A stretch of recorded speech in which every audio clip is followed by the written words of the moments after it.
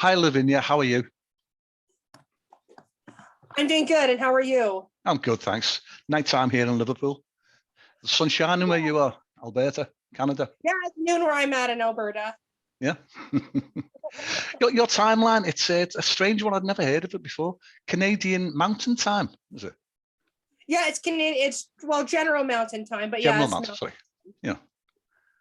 What? So you're high up there as a high altitude? we must be. It's odd because we're on the prairies, Oh yeah. but we're also close to the mountains. We're right beside British Columbia, so Yeah. we're like right along the Rocky Mountains. Okay. Yeah. How's life there? All good? It's good. Good. Hmm. Before we talk about your writing, can you tell me a bit more about yourself, what you do outside of writing? What's your hobbies? Well, my daytime job, I'm a high school janitor. Okay. I've always loved reading. I love music. I have 4 cats. Yeah, I've just always been about books and creating and art and that kind of thing. Yeah, yeah. You got a strange name for your Twitter account, Broken Flashbacks and Whiskey. What's that? Yeah. Is that related to your writing, or what is that? It was a line out of a poem I wrote many years ago, Okay. and it just kind of stuck. I originally Yeah. just started using it because it was just something to put on my Twitter handle, and it just stuck. It catches the eye. It's certainly unusual. That was part of the intention. Yeah, it's different. Yeah, yeah. This novel, Beyond Dark, is that? Yes, Beyond Dark Belladonna? it's the first book in a mystery series that I'm writing. It follows my main character, Alyssa Roxby. Yeah. And he's a criminal profiler who specializes in female serial killers. So the entirety of the series that follows Alyssa will focus on female serial killers and the different types of different female serial killers. Okay. Is it just the one novel at the moment? You say you're working on a series. How many have you got planned? For the moment, yeah, it's just the one book I have released. I'm not sure how many will be in the series yet. It's going to be a longer series. I know that. Yeah. I think last time I checked my list, I have about 10 books planned. Okay. That's a lot. It is. It'll be a lot. It'll be fun though. Yeah. Well, what's your writing habit? Is it when you come home from work? Do you have a set routine? Do you sit down at a certain time? Yeah, usually I'll get up in the morning, I'll have my coffee, and I'll work on a few things, be it my book marketing stuff or just general writing. And then when I get home from work, I'll work on it for a couple more hours before I go to bed. Yeah. So it's basically like a second job. Okay. Well, what is your marketing strategy? Is it you use other social media? Obviously, I met you on Twitter. Do you use Instagram and Facebook? I do. I use Instagram. I don't use Facebook a whole lot just because with Facebook pages and their limited reach, I don't use it a whole lot, just general updates. Yeah. I have my blog and my website, and I also use TikTok. Okay. Yeah, your website, Lavinia Thompson 89. 89, I'm guessing, is that the year you were born? It's the 89. Yeah. Okay. Yeah, no mystery there then. No, not at all. You've got several novels out. I'm looking at your Amazon page now. Not novels, sorry, books of poetry. Has that been the main focus of your writing? That used to be, yeah. I don't write poetry so much anymore. Poetry was a lot of when I was healing from my childhood trauma. Yeah. It was what I used to do a lot of my journaling, a lot of my healing from that. I still have poetry that I'd like to eventually publish that I just haven't yet. Yeah. It goes back, what, 10 years ago, doesn't it? Was it the first one? Was it Wildflowers Scattered? Memoirs of a Small-Time Girl? Yeah, that one I'm redoing and republishing eventually. I haven't gotten to it yet. I've been busy with Beyond Dark. Yeah, yeah. Who does the covers for you? Have you got somebody that the poetry cover for Melting Candles, that was a pre-made book cover I bought.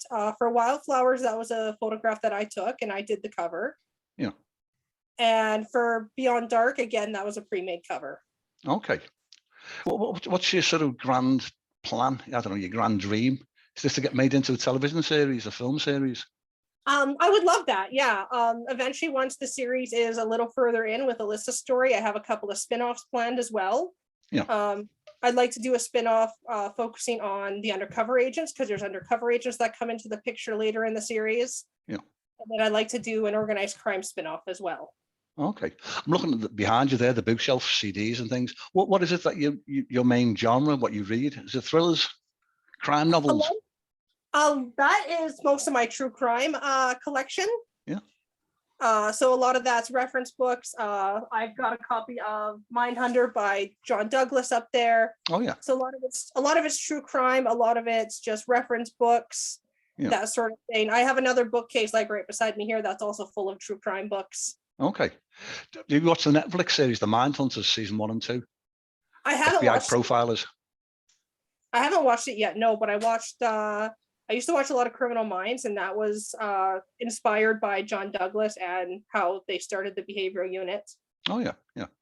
My son, he gave me a copy of all the series on a USB stick, and I watched them in the wrong order, and it didn't really make sense. Oh no! I think I watched the last episode first. I thought, I'm going to say, what's going on here? Yeah, that would be confusing. Well, just a bit, yeah. I needed my mind examining.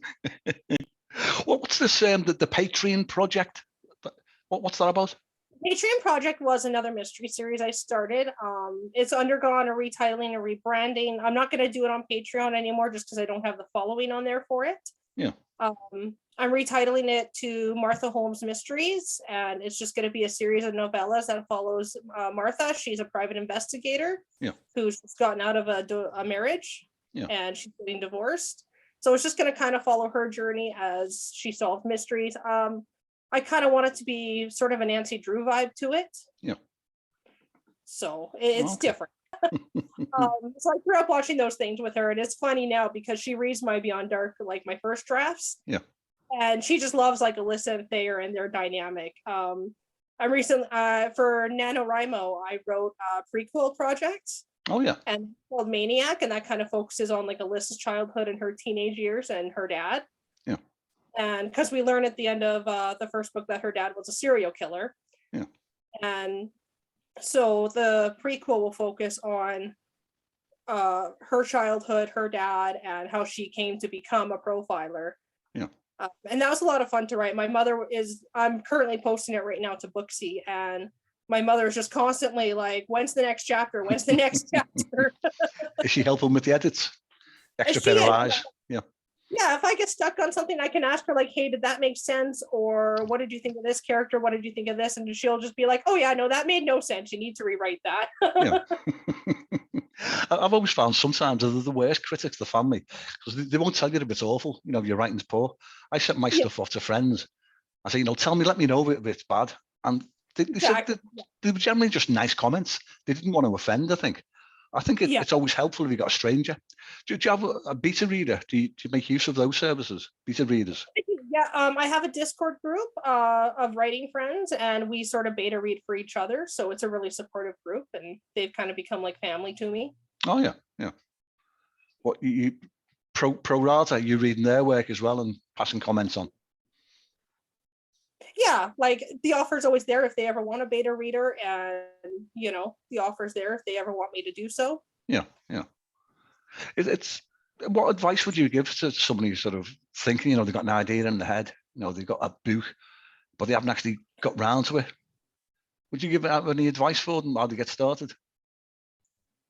Just do it. Just start. Like, just get those first lines written and just get into it. The hardest part I always find, even with like being like a few books into writing the first drafts of my series, because I just recently started book 4 for Beyond Dark. Yeah. The first draft. And honestly, the hardest part is starting. Because even I found with starting book 4 was there was some research I had to do, and then I didn't know where to start. Yeah. But once I actually just sat down and wrote those first few lines, the entire scene just came out. Okay. You said, sorry, what was that? I said, sorry, I just said, just start. Oh, is my advice. Yeah, that's pretty fair advice. Is it mainly non-fiction that you read? Is there any fiction? Do you read any other detective novels, for instance, Michael Connelly, anything like that? If I do read, it's usually Victorian era crime. I like Anne Perry. I like Sherlock Holmes. I grew up reading Nancy Drew. That's set more in the 50s and 60s. Yeah. I'm a big fan of watching Murdoch mysteries. So yeah, that Victorian era crime really fascinates me. Yeah, yeah. Did a lot of your theme on your website and on Twitter as well, it's as though you're dealing with sort of abuse. Is this something that you've overcome in your past?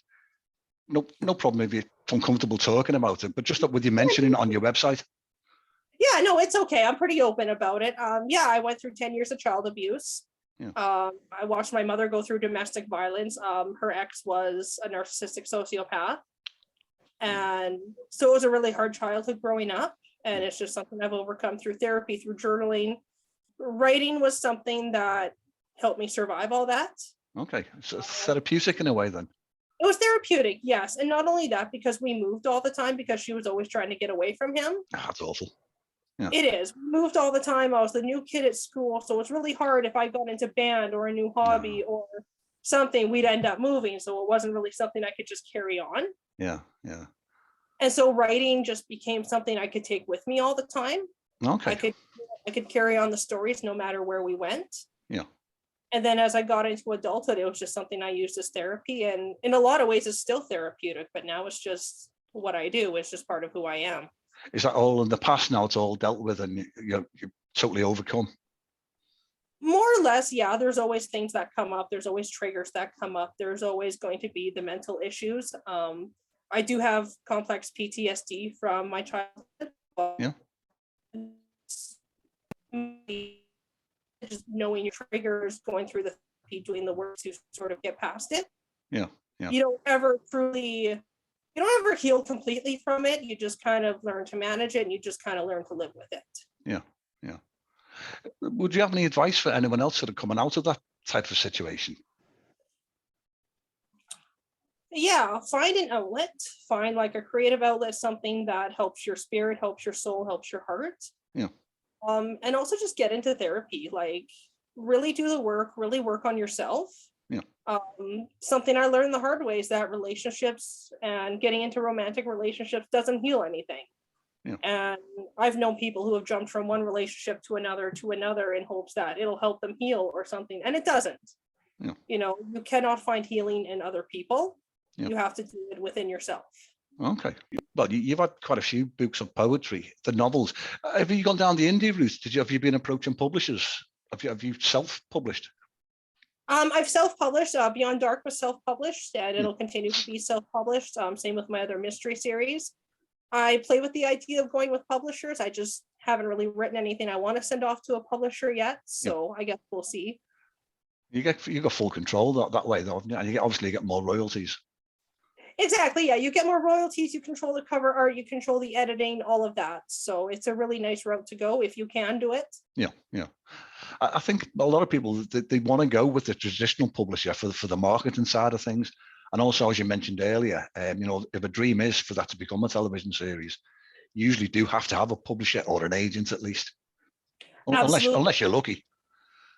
Absolutely, yeah. Well, and you look at a lot of movies and stuff that are made, they still revolve around stuff that was previously made or previously published, traditionally published. Yeah, yeah. You know, and even TV series, you look at Murdoch Mysteries, that started as a book series and that was traditionally published. I've not heard of this, Murdoch Mysteries. Is this an American or a Canadian show? It's a doesn't Canadian. ring a bell. Yeah, it's a Canadian show. It's set in the late 1800s, early 1900s in Toronto, Ontario. Yeah. And it follows sort of the journey of the main character, William Murdoch. He's a detective in Toronto. Yeah. And he solves all these murders, and there's a romantic storyline involved in there too. And it's a really funny show. It's funny, but it's also progressive, and the character growth is really what entices me. I really enjoy the characters. Yeah. Okay. Yeah, that's right. I'm not familiar with that at all. You call yourself a true crime junkie? I've seen from your website. Yes. Well, like I said, my mother let me watch true crime documentaries growing up. I read a ton of books. I have like most of Anne Rule's books. She's a true crime author. You know, it's just something I've always been around. It's, you know, I think part of that goes back to my childhood too, because I kind of grew up talking to cops and giving statements and dealing with stuff like that. So it's just, I guess it's just familiar. Yeah, that sounds awful. In a really weird to say you're being familiar with that background, that's horrible. Yeah, it's fairly demented, but it's familiar now, right? So it's and I think having that background is kind of what got me interested in criminal psychology. Like, why was he the way he was? Why did he do these things? It was sort of looking for answers. Okay. You looked at any other medium for writing, for instance, audiobooks or writing a screenplay for your Beyond Dark? I have looked at audiobooks. It's not something I've gotten into quite yet. As an indie author, we pay for everything. Yeah. So audiobooks cost quite a fair bit to do and to hire a narrator and put the time in, get it recorded. There's a free option. Audible, who are linked with Amazon, there's an option on there. What you can do is, well, you can pay, as you say, you can pay for it yourself. Probably cost, I don't know, between what, $5,000-$10,000 to pay for a narrator.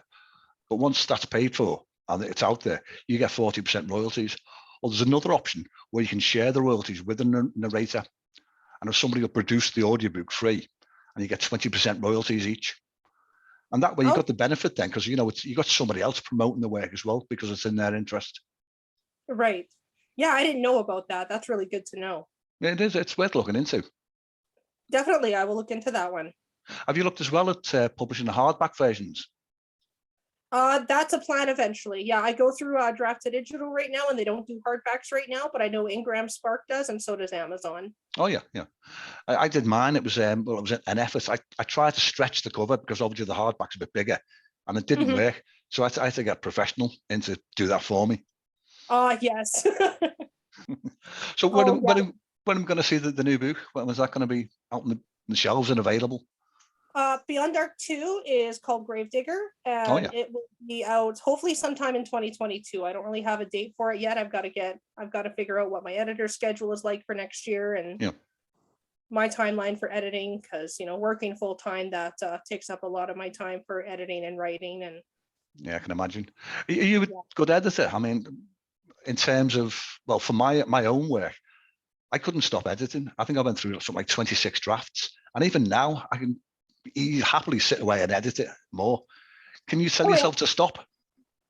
Well, with Belladonna, it went through me. It went through my beta reader a few times. It went through, and then I went through it again after that. I went through quite a few drafts of it, and I don't remember how many drafts it wound up being, but it was a lot. Yeah. And it came to the point where I got sick of looking at it. Was kind of like, I had to tell myself to stop when I got sick of looking at it. Like, I love the story, I love my characters, but when I got sick of looking at it, I'm like, okay, it's time to send it off to my editor and just be done. Yeah, I think you find yourself going blind to the mistakes because you should have known by heart your own writing, and you miss out like the fact that you've missed words out. Exactly. Yeah. And like even my editor like nitpicked a few things, and he's wonderful. He's a great editor. And he kind of went through and nitpicked a few things like, oh, you missed this, this, and this. And I was like, how did I miss those? But I started the first draft of book 4 for Beyond Dark. So like a fair ways into the series in terms of first draft. So I think next year you'll just see me do a lot of editing, a lot of work on just catching up on all my editing, because there's a lot to do. And then I have the sequel started for my Martha Holmes mystery, so there's a book 2 coming out for that as well. The first book of Martha Holmes mysteries is going off to an editor at the end of January, so I officially have a deadline to finish editing that. So that should be out sometime early 2022, hopefully. Okay, well, good luck with that. Yeah, thank you. Do you find you get encouragement from the writing community on Twitter? I do, yeah. The writing community on Twitter, Instagram, really anywhere. They're a bunch of really great people, and they're very supportive, very friendly. Yeah. Okay. Oh, good. Oh, that's good to hear. Well, Lavinia, I think the time's coming to an end. It's really enjoyed chatting to you. Yes, it's been wonderful. Thank you for having me. Okay. Well, as I say, let's keep in touch anyway. And really, yes. You take care, and look forward to the next episode of Beyond Dark. Absolutely. Thank you. Okay, cheers. Thanks for now. Bye. Bye, Lavinia. Ta-ra.